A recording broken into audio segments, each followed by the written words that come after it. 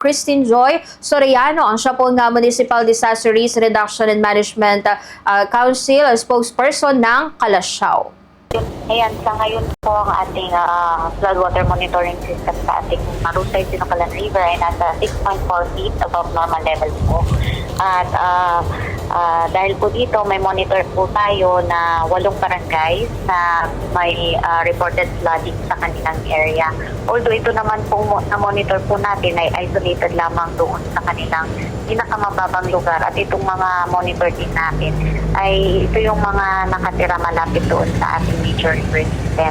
So yung 8 barangay na po yun, nandyan po ang Talibao, Pasig, Poblacion West, Gabon, Poblacion East, portion po ng Mancop, portion ng Lungos at saka portion po ng Lupang.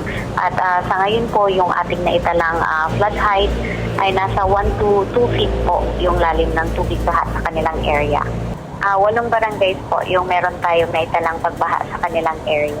Nasa 1 to 2 feet po yung ating na-monitor po na tubig baha sa kanilang area.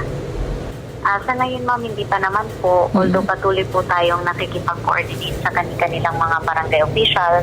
At the same time ay nag-abiso na din po tayo sa ating mga kababayan na nakakaranas po ng pagbaha.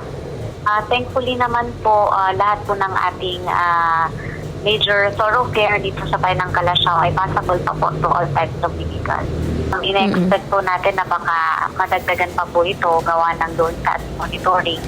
May possibility pa po na tataas po yung ating tubig sa ating ilog.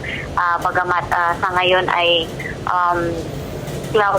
cloudy skies tayo ngayon dito sa bayan ng Calasiao, ina-anticipate pa rin kasi natin yung pagbaba ng tubig na magagaling upstream. Ito po ay dulot ng tuloy-tuloy na pag-ulan at hindi pa po ito dahil sa pag-apaw ng ating ilog.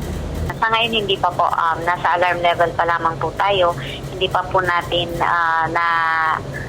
hindi po tayo maakyat ng critical level, pero patuloy pa rin po ang ating ibayong pag-iingat at pagbibigay ng abiso sa ating mga kababayan na huwag nang hintayin na tumaas na pahusto yung tubig sa kanilang area at lumikas na kung kinakailangan. Sa ngayon po ay wala pa po tayong na-evacuate po.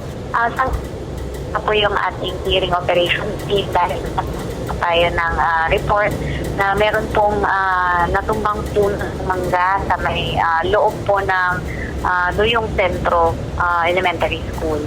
Ongoing pa po ang kanilang pag-clear po doon sa ano. Thankfully wala naman pong naapektuhan na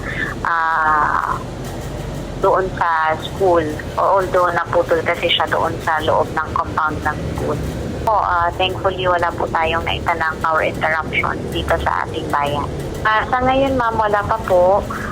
Although itong for today po ay suspended yung classes in all levels, both public and private, ganun din sa work in government institutions. Although lahat naman po ng ating response assets, response cluster ay patuloy na nagbibigay serbisyo po sa bayan ng Calasiao.